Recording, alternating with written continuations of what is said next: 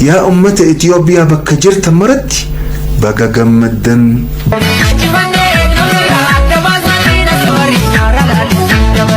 الدنيا رهيد أوان جران مراسك يساتوكل هيدا إلكتروميكانيكال دانس قدنانس بشان قباتونس وهون دامن هيدا قدتشاد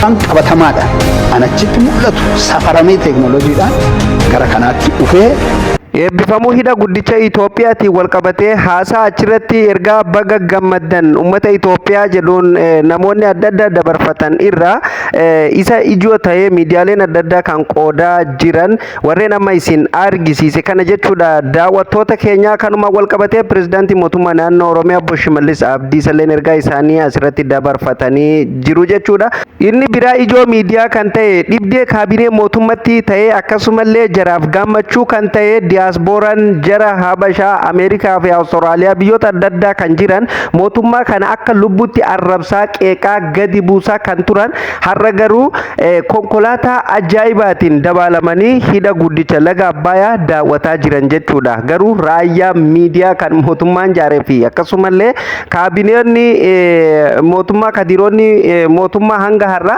feebimirraa iyyuutti jiranii waan tokko laguma sanillee dhaqanii daawwachuullee carraa hin arganne. Kana irratti immoo kaabineonni hedduun mufatanii jiran jechuudha. Akkasumallee kadiroonni hedduun mufatanii jiran jechuudha. Maaliif nu otoo mootummaa kana dhaabbannee jirru maaliif laga nu daawwachiisuu dhaabanii warreen mootummaa kana arrabsuu fi qeequun beekame garuu har'a konkolaataa ajaa'ibaatiin dabalamanii hidha san daawwataa jiran kan jedhu namoonni hedduun jechuudha. Miidiyaa kana sochoosaa jiranii mee isaanillee isinittiin hima jechuudha. Daawwattoota keenya akkam jirtu baga irra deebiin gara chaanala Oromaan dhuftan namoonni chaanala keenya baratatan subscribe godha guyyaa guyyaan oduu waqtaawaa haala yeroo irratti hundaa'e qabannee guyyaa guyyaan gurra kan isin buufnu ta'a. Daawwattoota keenya kabajamoo fi jaallatamoo kallattimaan gara oduutti yoo darbinu jechuudha.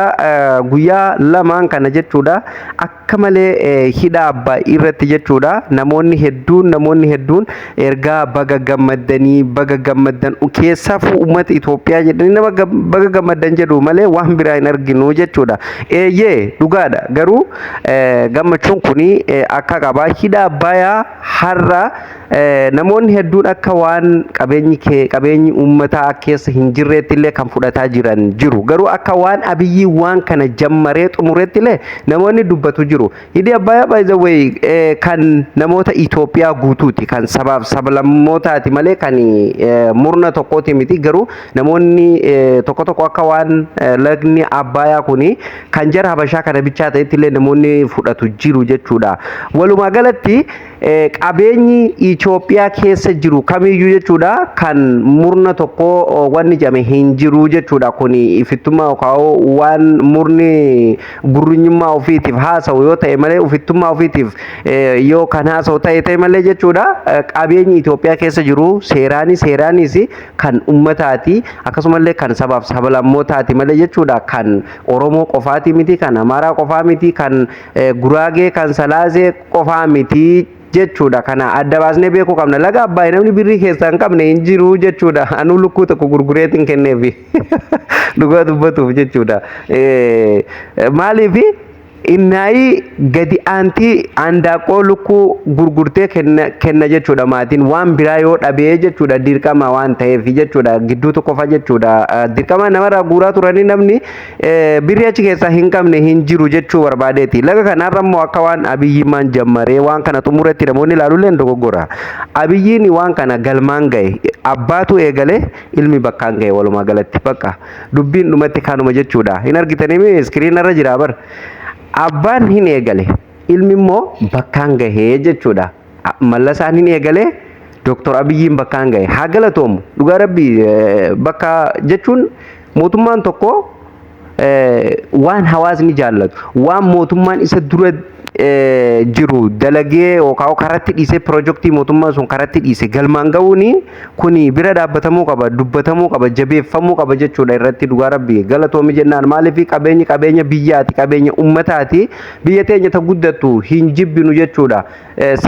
Sirna mootummoota darbanillee sirnuma isaanii jibbine malee namummaa namaati fi hujii namaati miti kan jibbamu. Hujiin gaariin ni faarfama akkasumallee wanni gadeen sila gadeedha wanni faarfamuuf hin jiru jechuudha. jechuudha. Kanaafuu amma biyyiin waan kana piroojeektiin kun karatti hafe kana galmaan ga'uun dhugaa rabbii baay'ee waan jajjabeeffamuu qabudha. Galatoomi jennaan jechuudha.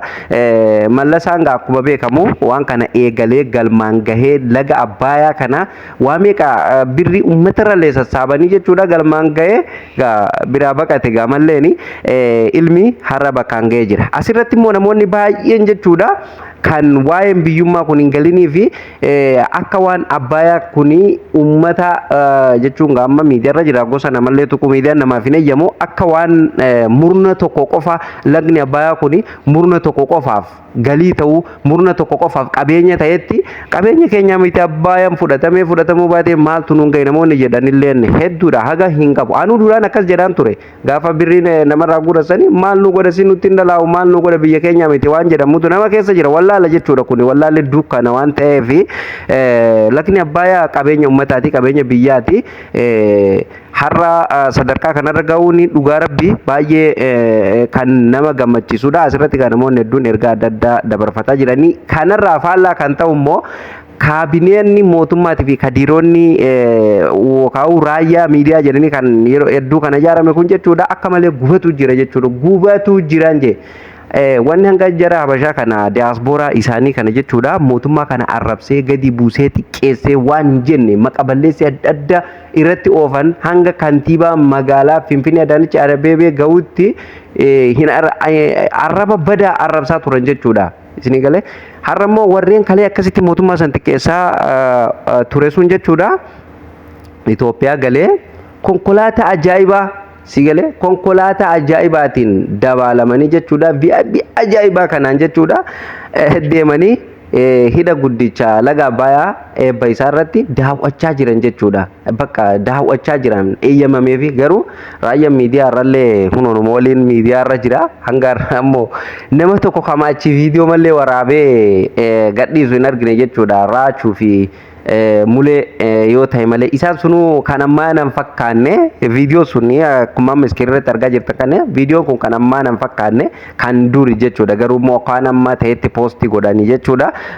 Hundaafuu kadiroonni mootummaa yeroo maaf itti fayyadamaa jira malee bakka gaggaariillee hin geessu jee dirgoon akkuma jirtutti ta'e bakka gaariillee hin geessu idduma bashannanallee hin dhaqanii bariin eeyyamamanii fi wallaahi isaanuma rabbi hedduu nama rifachiisanii silaan bakkuma bareeddullee geessanii bashannansiisanii gaa silaa jechuun gaarii ture.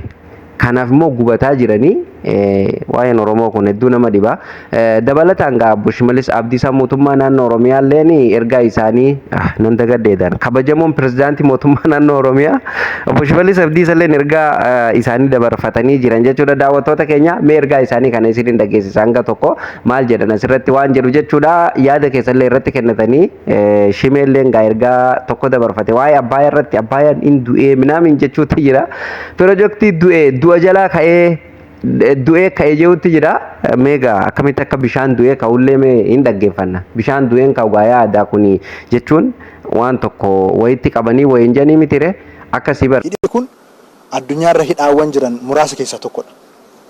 Hidha elektiroomakaanikaaliidhaanis guddinaanis bishaan qabatuunis waan hundaanuu hidhaa guddichaadha.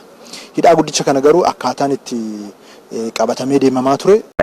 Arrammoo shimeen maal fakkaatee dhufee dhugumatti mee maal fakkaatee achi ilaalame shimeen irraa daladduu kaa'u sarraatenya fakkaatee dhufe jechuudha. Bakka silaa akkanatti gadi bu'anii hawaasa keessatti akkuma suuraa kaameeraa duratti akkanatti lafarratti illee silaa akkanatti hawaasa keessa dhaabbatanii rakkoo hawaasni sun qabullee baranii waan hawaasni sun barbaadullee irraa fuudhanii silaa akkasiin hojiirra oolchanii gaarii ture garuu kaameeraa dura malee background kaameeraa waan jiraan beektan hundaafuu piroojeektii du'e.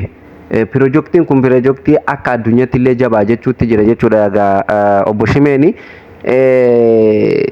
Dhugaadha garuu wanti kun dhugaa dubbatuu fi baay'ee qabeenyi biyyaa qabeenya guddaa qabeenya biliyoonaa miti tiriliyoonaan lakkaa'amutu hidha guddicha kanarratti bahee akkasumallee lubbuu namoota baay'ee nyaate jechuudha. Bishaan kun osoo Masriitudha Ameerikaadha osoo biyya adda addaa biyyoota ollaa hedduu osoo diina hedduu qabaataa jiru osoo ofirraa sodaatanu bishaan kun eebbaaf giddibamee eebbaaf dhiyaatuun baay'ee dhugaa rabbii mootummaa biyya saniitii fi biyya sanillee kan mataa ol qabachiisu jee yaada. Egaa shimeen waanuma dhugaa dubbatuuf bakka namni dhugaa dubbatetti dhuguma hidhi kun silaan akka sodaachifamuun akka mootummoonni adda addaa sodaachisaniin karatti hafee ture jechuudha. Silaa sadarkaa kana hin ga'u. Otoo roorroon gamaa gamanaatti buutuu garuu sadarkaa kana ga'uun hedduu kan nama gammachiisuu fi kan nama boonsu jechuudha. Akkasumallee egaa akkuma birriin guddaan irratti bahetti hojii boonsaatu dalagamee hojii baay'ee biyyallee mataa itti ol qabuu dandayantu dalagame jechuudha. Kanaafuu gaa idmee lannaantee jetteeni miree jarrinu idmeen kan warra Itoophiyaatii fi warra Abbaayyaatiif haa ta'u warra Abbaayyaa giseen jiru nu hundan baana Itoophiyaa guutuu fi qabeenya biyya guutuuti fedhu anu gargaarullee baatu garuu qabeenya biyyaati walumaa galatti jechuudha. Kanaafuu idmeen kan warra Abbaayyaati jennaani jechuudha. Warri Abbaayyaa isinuma karaa biratti ufitti achiin qabinaa saba biraatiif keessanumaati Abbaayyaani. Kanaafuu du'aa ka'een inni jedhulleen dhugaadha. Mallas waan kana ni eegalee osoma Masrii leenuu siyaasa adda adda illee haa ta'u osoo walee galuu eegalee waan kana eegalee immoo osoo galmaan hin gahin malleen biraa boqatee har'a immoo silaa piroojeektiin kun osoo mootummaan kun lafaa kaasuu baatee dhugaadha akkuma shimeen jedhee du'e jechuudha. Du'ee har'a silaa wanni isaan haasamu nafsee qabaa du'aa osoo hin taane fakkeenyaaf wanti sun karatti hafuuni du'uudha jechuudha. Kaayyoon waan sanii karoorri waan saniif qabame karatti hafuuni wanni sun du'uu je'ama jechuudha. Mukni tokko yoo murame yookaan yoo hiddi isaa tuqamee goggogee mukni suni bakka gogee deebi'een ka'u jechuudha du'e. Isin galee garuu kaayyoon nama yeroo abbaan kaasetti ni kaati ni guddatti nafsee godhatti yeroo ati ajjeeftetti ni duuti nafsee dhabdi jechuudha. Kaayyoo nafsee illee itti deebisuun ni danda'ama nafsee keessaa fuudhuunis ni danda'ama jechuudha. Kanaafuu mootummaan laga nafsee dhabee haala saniin ijaaree giddibee akkasitti roorroo meeqa injifatee bakka kana ga'uun ni dhugaa rabbii kabajaan laatamuuf qaba jechuudha. Kanarratti immoo raayyaa miidiyaa obsa isiniif haa kennu. Raayyaan miidiyaa gaa akkuma beekamu jechuudha waan adda addaa isaa jira jechuudha. Dirgoon keessan akkuma jirutti ta'ee garuu bishaan Abbaayyaa san dhattanii daawwatuu dhabuu keessanitti osoo isin akkanatti iyyitan bishaan Abbaayyaa san dhattanii daawwatuu dhabuu keessanitti baay'een isiniif gadde dhugaa. Maal qaba silaa osoo isin geessaniituma silaa isin daawwachiisaniituma ijuma tana daara baastanii galgalarraa FB kanarraa nama arrabsuu caalaa silaa santu faayidaa isiniif qaba ture jechuudha. Egaan daawwattootaaf kabajamtoota Oromaan hundumti keessanuu sagantaan keenya kanarraa kana fakkaata jechuudha. Akka itti bohaartanii fi akka waan raawwatanillee abdiin qaba jechuudha. Yoo rabbi jedhe Abbaayaan biyya keenya guutuuf waan birallee yoo dadhabe tirikuma ifuma saniif xiqqisho hanga tokko yoo inerjii ifaa biyya keenya san nutti dabalan waa biraa nuyyuu guddoo silaa guddoo nuun hin gayanii haguma nuun gaan san ifuma sanitti osoo nuun goranii silaa baay'ee gaariidha.